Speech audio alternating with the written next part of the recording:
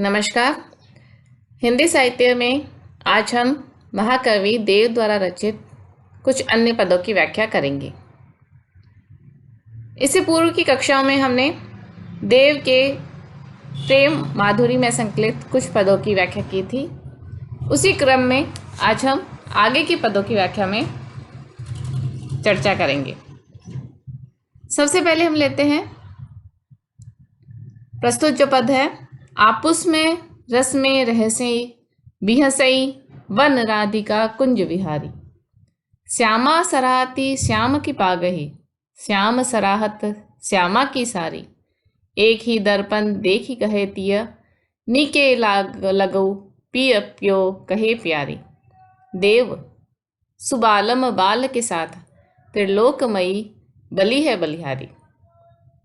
इस पद में जो कुछ शब्द आए हैं उनका अर्थ नीचे लिखा है, हम देखते हैं। रहसई आनंद मग्न होते हैं, बिहसई उल्लसित होकर बातें करते हैं, बनी सज्जित होकर तैयार होकर, सुबालम जिसका अर्थ है प्रियतम।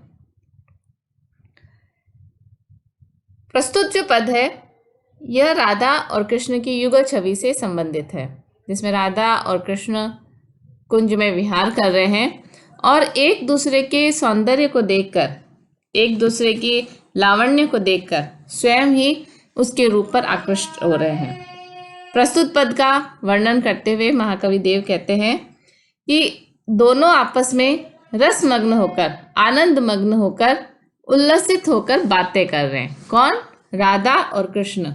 राधिका कुंज विहारी, कुंज में विहार करने वाले श्री कृष्ण और राधिका वन में एक दूसरे के प्रेम में मग्न होकर, रस में मग्न होकर, उल्लसित होकर, बिहसे उल्लसित होकर आपस में वार्तालाप कर रहे हैं।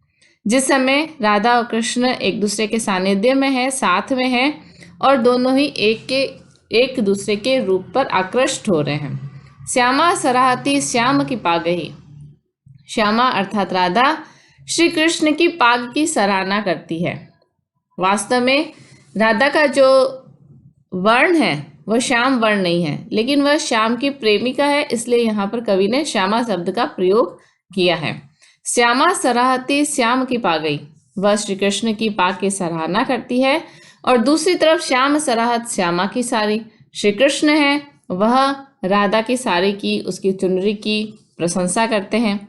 एक ही दर्पण देखी कहे तिय, नीके लगे पियो प्यो कहे प्यारे। एक ही दर्पण में दोनों अपना रूप देख रहे हैं, दोनों ही एक दूसरे का चेहरा देख रहे हैं। नीके लगे लगो पिय, राधा कहती है कि प्रिय बहुत सुंदर लग रहे हो, बहुत अच्छे लग रहे हो, रूप में तुम बहुत प्यारे लग रहे हो। प्यो कहे प्यारी, और दूसरी तरफ प्यो अर्थात प्रियतम है, वह कहता है कि प्यारी सुंदर लग रही हो। देव सुबालम बाल के साथ, त्रिलोकमयी बली है बलिहारी। कवि वर्णित कर रहे हैं कि कवि देव कह रहे हैं कि श्री कृष्ण को अपनी प्रियतमा राधा के साथ देखकर उनके जो सौंदर्य है, उसकी जो शोभा है वह विलक्षण है। सुबालम बाल के साथ त्रिलोकमयी बली है बलिहारी, वह जो शोभा है उस पर तीनों लोकों को मैं न्यौछावर कर सकता हूँ। देव कवि वर्णित कर रहे हैं, या एक भक्त के समान ये वर्णित कर रहे हैं कि राधा और कृष्ण का जो सौंदर्य है, उन दोनों को साथ देखकर, इस दोनों की जो शोभा है साथ में वर्णित, उस शोभा के समक्ष तीनों लोकों का जो वैभव है, तीनों लोकों की जो सुंदरता है, वह इस पर मैं न्यौछावर कर सकता हूँ। तो प्रस्तुत पद में यदि शब्दों का संयोजन देखें तो कवि ने बिना किसी प्रयास के सहज रूप से जो शब्द रचे हैं वह एक तरफ तो सवैया छंद के अनुकूल, उसकी यति गति के अनुकूल है ही, और उसके साथ साथ अनुप्रास अलंकार को भी यहाँ पर अभिव्यक्त कर रहे हैं। सहज रूप से अनुप्रास अलंकार यहाँ पर आ जाता है। श्यामा सराहती श्याम की पागही, श्याम सराहत श्यामा की सारी। तो प्रस्तुत पंक्ति में अनुप्रास अलंकार एक गति के साथ, सहजता के साथ आया हुआ दृष्टिगत होता है। देव का जो प्रस्तुत पद है ये इनकी भक्ति भावना से संबंधित पद है। रीति काल की प्रेम की प्रवृत्ति के साथ साथ इसमें कवि ने अपने हृदय की भक्ति भावना व्यक्त की है। वह राधा कृष्ण की इस युगल छवि के समक्ष तीनों लोकों की शोभा को न्यौछावर करने की बात कर रहा है। प्रस्तुत छंद सवैया छंद है। आगे का पद हम लेते हैं। सुख सेज के मंदिर ते गुर मंदिर आई, सुंदर आई गई सुगरी। गुरु लोगनी के पग लागती प्यार सो, प्यारी बहु लखी सोती जरी। कवि देव असी सत ईस करो तुम, कोटि बरिस लो शीस धरी। पिय के हिय में बसियो नित ही, वड भागी निभाग सुहाग भरी। प्रस्तुत पद में जो कुछ शब्द हैं, मंदिर जिसका अभिप्राय है भवन, सौती जिसका अर्थ है शौत, कोटि, कोटि का अभिप्राय है करोड़। इस पद में कवि ने वर्णन किया है कि नायिका वह अपने गुरु मंदिर अर्थात अपने गुरुजनों के घर पर आई है, अर्थात अपने ससुराल आई है, और ससुराल आने के पश्चात वह अपने शिष्टाचार से सबको अपने वश में कर लेती है।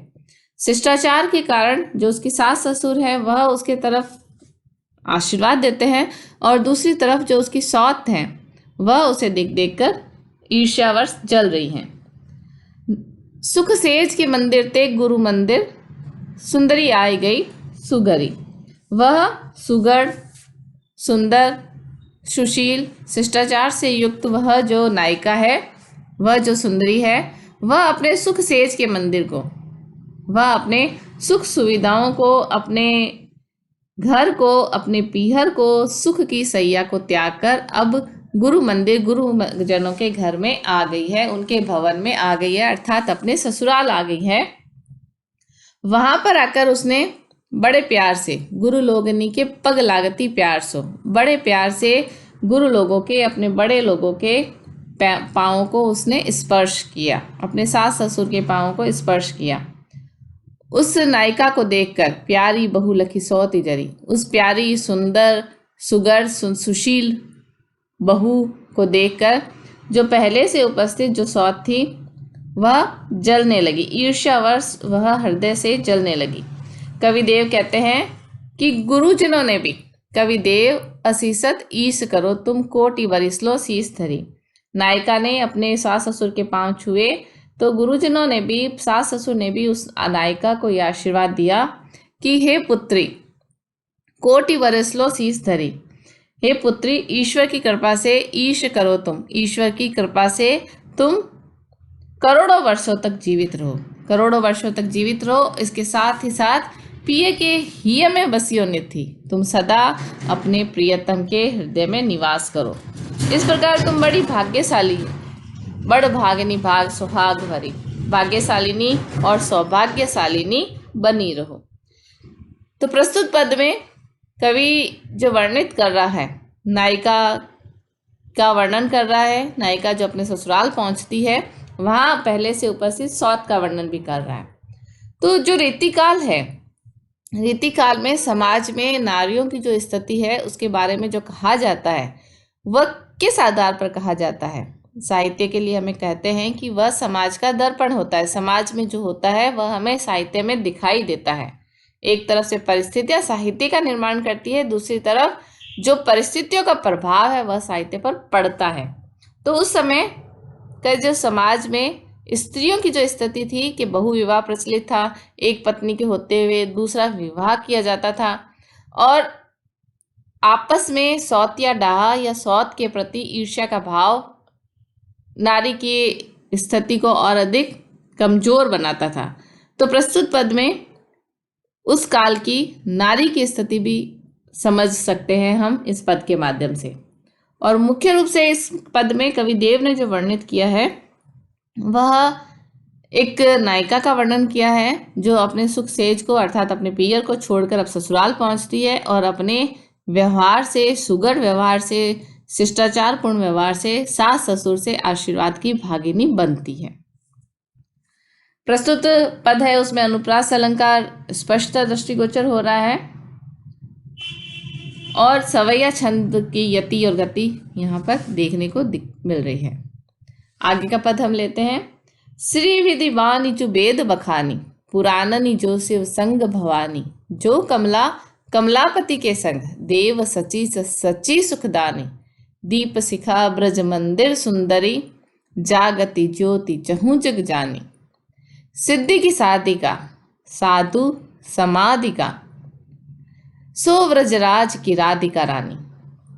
प्रस्तुत जो पद्यांश है, पद है, यह कवि देव द्वारा रचित है और इसमें राधिका रानी, राधा रानी की महिमा का उल्लेख किया गया है।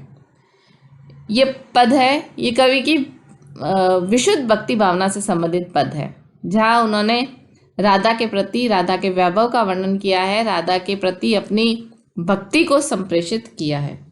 कवि देव वर्णित करते हैं कि भगवान ब्रह्मा द्वारा वेदों में वर्णित वाणी, श्री विधि बानी जुवेद बखानी, ब्रह्मा ने वेदों में जो सरस्वती का वर्णन किया है, पुराणों में शिव संग भवानी, पुराणों में शंकर के साथ पार्वती देवी का जो वर्णन है, जो कमला कमलापति के संग, और उसी प्रकार से कमलापति अर्थात विष्णु के साथ लक्ष्मी की महिमा का वर्णन है, देव सची सची सुखदानी, और इंद्र के साथ सुख प्रदान करने वाली इंद्राणी का जो वर्णन है, जो महत्व है, जो महिमा है, दीप शिखा ब्रज मंदिर सुंदरी, वैसी ही महिमा, वैसा ही महत्व ब्रज रूपी मंदिर में, ब्रज रूपी मंदिर में दीपक की शिखा के समान जगमगाती हुई जागती ज्योति चहु जुग जानी, ज्योति संपन्न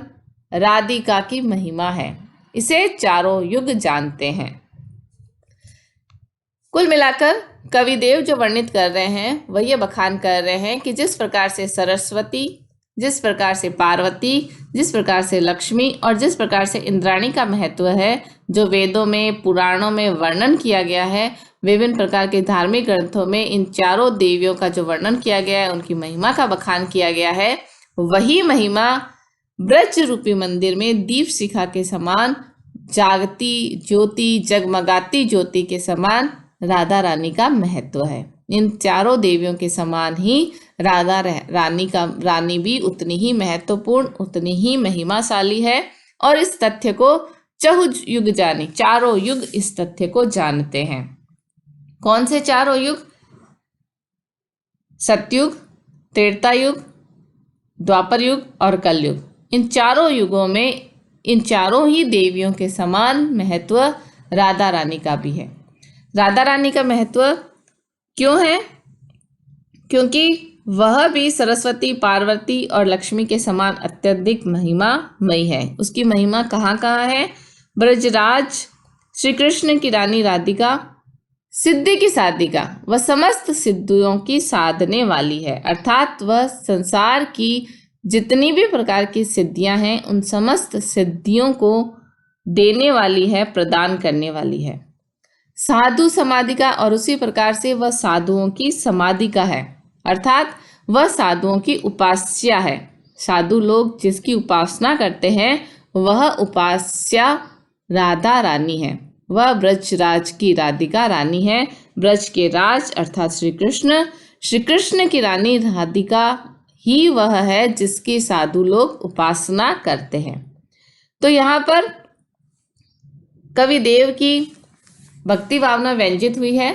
कवि देव ने यहाँ पर अपने मन की भक्ति भावना को वर्णित किया है, और उसके साथ साथ ब्रजराज के रूप में, कृष्ण के रूप में उन्होंने समस्त सृष्टि के शासक, समस्त सृष्टि के देव कृष्ण का वर्णन किया है। और उस कृष्ण की रानी तो फिर वह समस्त संसार की रानी है, इसीलिए समस्त साधु, समस्त सिद्धियों की जो उपासना है, उनकी उपास्या देवी राधा है।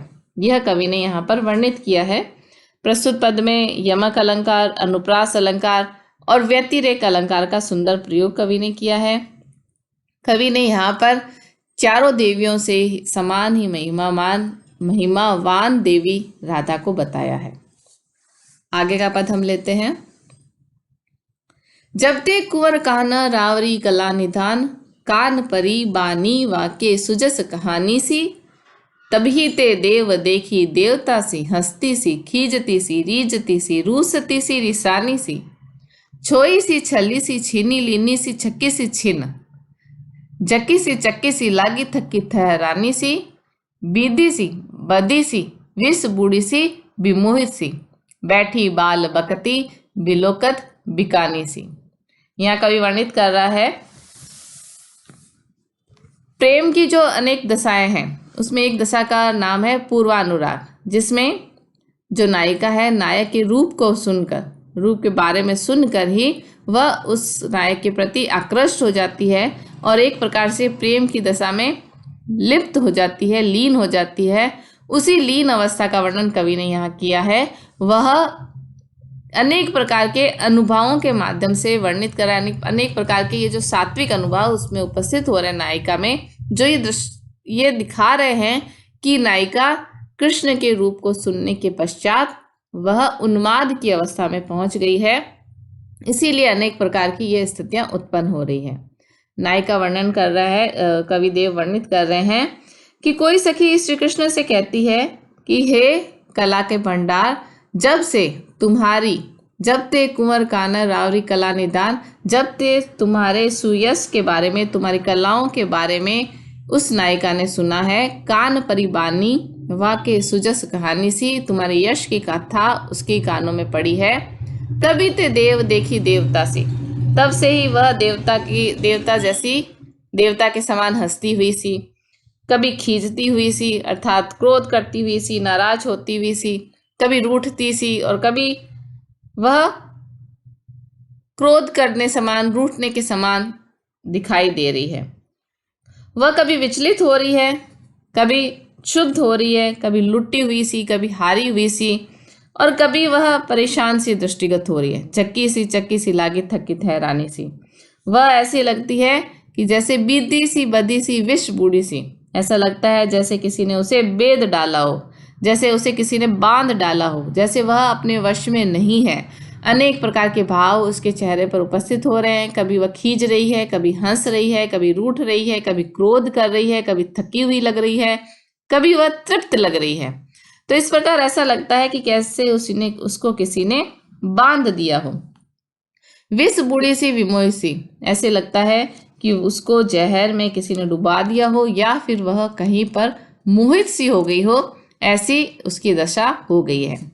बैठी बाल बकती बिलोकत बिकानी सी, वह बैठी बैठी ही बोलती रहती है, बकती रहती है, बिना किसी मतलब के अर्थ के बातें करती रहती है। ऐसे लगता है कि वह बिक गई है, बिकी हुई सी लगती है कि उसका अपने आप पर वश नहीं रहा है, वह परवश हो गई है। और ये सत्य है कि वह रावरे रूप में, कृष्ण के रूप में, कला निधान के रूप में, उसकी यश की कथा के रूप में उस पर बिक चुकी है। यहाँ प्रस्तुत पद में कृष्ण के प्रति अनुरक्त राधा की अनेक स्थितियों, अनेक हाव भावों और उसकी चेष्टाओं का वर्णन कवि ने किया है और इसमें कवि ने अपनी कुशलता का परिचय दिया है। राधा की उन्माद अवस्था का कवि ने मार्मिक वर्णन किया है कि एक नायिका जब नायक के प्रति आकृष्ट होती है तो उसकी स्थिति किस हद तक पहुंच जाती है। यहाँ कवि की कल्पना शक्ति अप्रतिम रूप से पाठकों के समक्ष उजागर होती है। अनुप्रास, उपमा, उत्प्रेक्षा अलंकार का सुंदर प्रयोग है और छंद की दृष्टि से यहाँ मनहरण जो कवित्व है वह कवि ने प्रयोग किया है। मनहरण कवित्व जो छंद है उसके प्रत्येक चरण में 31 वर्ण होते हैं और अंत में गुरु लघु नहीं होता और 16 और 15 पर यति होती है। यह मनहरण छंद की विशेषता है और प्रस्तुत पद में हम ये विशेषताएं देख सकते हैं। तो विद्यार्थियों, आज हमने महाकवि देव के 4 पदों की व्याख्या की। आगे की कक्षा में हम देव के अन्य पदों की व्याख्या करेंगे। धन्यवाद।